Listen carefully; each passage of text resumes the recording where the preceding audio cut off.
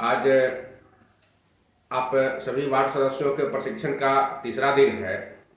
आज हम लोग जानेंगे कि वार्ड सभा का आयोजन कैसे करते हैं और क्यों करते हैं।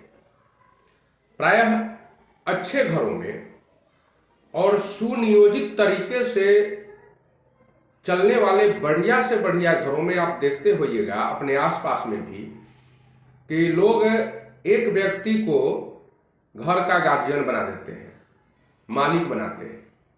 सारे खर्च का हिसाब किताब लेन देन वही व्यक्ति करता है। किसी अन्य व्यक्ति से आप कुछ मांगने जाते हैं तो कहता है कि नहीं नहीं, हम गार्जियन नहीं है, हम घर के मालिक नहीं है, आप उनसे बात कीजिए। तो वो व्यक्ति जब खर्च का लेन देन करता है तो फिर आपको हिसाब ही देता है ना। हमेशा 15 दिन, एक सप्ताह या फिर प्रत्येक माह में घर के सभी सदस्य बैठते हैं और उनसे हिसाब किताब करते हैं कि फलाने भाई के तरफ से 10,000 रुपया इस महीना में आपको मिला है, फलाने व्यक्ति ने इतना दिया है, उसने अमुक व्यक्ति ने इतना दिया है और कुल पैसा इतना होता है, तो आपने कहाँ कहाँ खर्च किया है। ठीक उसी तरह से आपको अपने वार्ड के जनता के प्रति उत्तरदायी होना है। आपके वार्ड की जनता ने आपको अपना बहुमूल्य मत देकर जिताया है, आपको अपना सदस्य बनाया है, अध्यक्ष बनाया है। ऐसी परिस्थिति में आपका भी यह उत्तरदायित्व बनता है कि सरकार द्वारा जो अनुदान समय समय पर आपके वार्ड क्रियान्वयन एवं प्रबंधन समिति के खाते में आ रहा है, तो उसका हिसाब भी देना है वार्ड की जनता को। और करना क्या है घर में, उस पर विचार भी लेना है। आपके घरों में कोई आयोजन होता है, किसी शादी ब्याह के समय में या फिर किसी अन्य कार्यक्रम के समय में, कोई जन्मदिन हो या कोई किसी भी प्रकार का कार्यक्रम हो, तो सबसे पहले आप करते क्या है कि आप अपने परिवार के सभी लोगों के साथ, अपने इष्ट मित्रों के साथ, सगे संबंधियों के साथ और पड़ोसियों के साथ बैठते हैं, सबको बुलाते हैं और विचार करते हैं कि किस तरह से कार्यक्रम की रूपरेखा तय होगी, क्या बनेगा खाना में, कौन कौन लोग आएंगे यहाँ पर, निमंत्रण पत्र किनको किनको जाएगा, रसोईया कौन होगा, कौन बाजार से सामान खरीदने जाएगा, कौन हिसाब किताब का रख रखाव करेगा और कौन व्यक्ति लोगों के यहाँ निमंत्रण कार्ड पहुंचाने जाएगा। ये सारी जिम्मेवारी आप लोग बैठकर तय करते हैं, विचार करते हैं और उसके बाद कितना खर्च आएगा इसका बजट बनाते हैं, उतने रुपयों की व्यवस्था करते हैं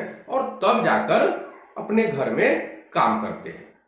उसका भी आप लिखित हिसाब रखते हैं, एक एक रुपया का, क्योंकि अगले दिन किसका उधार है, किसका बाकी है या फिर कितना खर्च आया, यह सब भी आपको देना पड़ता है, सबका हिसाब देना पड़ता है।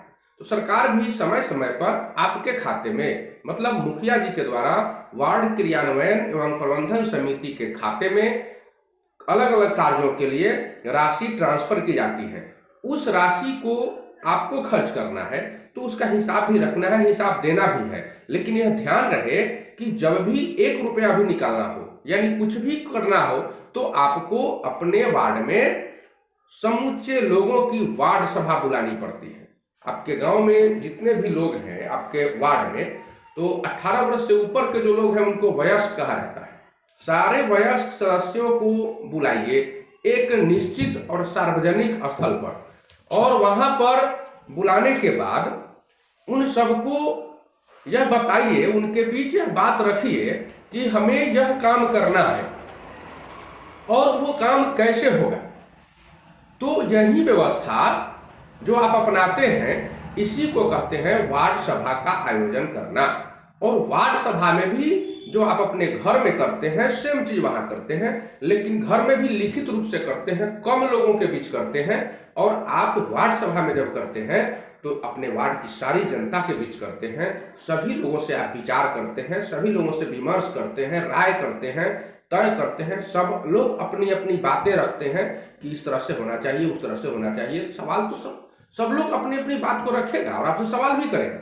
वहां पर आपके कुछ विरोधी भी हो सकते हैं और वो विरोधी इसमें विरोध भी कर सकते हैं। आपका सब कुछ ध्यान रखना है, आपको संयम बनाकर रखना है, कभी परेशान नहीं होना है। परेशान हो गए तब तो आपसे काम नहीं होगा, इसलिए परेशान मत होइए। विरोधी है तो परेशान ही करने के लिए पैदा हुआ है। विरोधी परेशान आपको करेगा, निश्चित रूप से करेगा, लेकिन आपको परेशान नहीं होना है।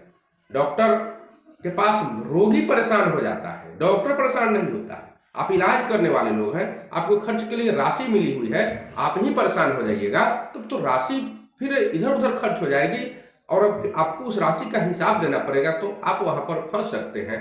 तो ऐसी परिस्थिति में जब सारे लोग इकट्ठा हो जाए, पहले आप सूचना दें सब लोगों को। कैसे सूचना दिया जाएगा? तो आप वार्ड सभा के लिए सूचना पंजी होती है, उस सूचना पंजी पर एक सूचना लिखेंगे कि अमुक अमुक तारीख को फलाने जगह पर वार्ड सभा का आयोजन इतने बजे से किया गया है। और लिखने के बाद अपने वार्ड में किसी व्यक्ति से घुमाकर या स्वयं घुमाकर एक एक व्यक्ति का हस्ताक्षर जरूर कराएंगे। प्रत्येक घर से ध्यान रहे कि एक व्यक्ति का हस्ताक्षर अवश्य हो, ताकि उनके घर में यह सूचना चली जाए। उसके बाद आप वार्ड सभा बुलाइए किसी सार्वजनिक स्थल पर, वहां अपनी बातों को आप रखिए और जो कुछ भी रखते हैं सबसे पहले तो सभी लोग आ जाएंगे, तो उसमें पंजी होती है उपस्थिति पंजी, जिसको हम लोग प्रस्ताव पंजी के रूप में भी जानते हैं। रजिस्टर होता है जिस पर सारे लोगों की उपस्थिति दर्ज करवानी पड़ती है। सबसे हस्ताक्षर कराइए, वहां पर सभी लोग हस्ताक्षर करेंगे, अपनी उपस्थिति दर्ज कर देंगे।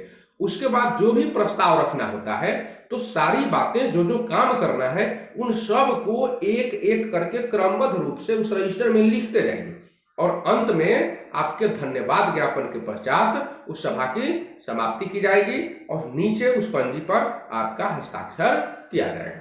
इस प्रकार समय समय पर आप वार्ड सभा बुलाएंगे। ध्यान रहे प्रत्येक 3 महीने पर वार्ड सभा अनिवार्य रूप से बुलाया जाता है, न बुलाने का सवाल नहीं है। 3 महीना पर तो हर हाल में आपको बुलाना पड़ेगा। एक साल में 4 वार्ड सभा जरूर आप बुलाइएगा, निश्चित रूप से बुलाइए 4 वार्ड सभा एक साल में। कोई दिन निश्चित नहीं है इसका, लेकिन फिर भी कुछ लोग 15 अगस्त, 26 जनवरी, 2 अक्टूबर और 1 मई, इस तरह से 4 सरकार के द्वारा एक सुझाव दिया गया है। ये कोई निश्चित नहीं है, आप अपनी आवश्यकता के अनुसार वार्ड सभा बुला सकते हैं। और 4 तो सरकार के द्वारा न्यूनतम किया गया है, 4 तो निश्चित ही बुलाना है। इसके बाद भी अगर आप चाहें तो आप अपनी मर्जी से अपने सुविधा के अनुसार वार्ड सभा बुला सकते हैं और बुलाना चाहिए। इससे आपको काम करने में सहूलियत हो। इसके बाद हम लोग अगले दिन का प्रशिक्षण आगे करेंगे।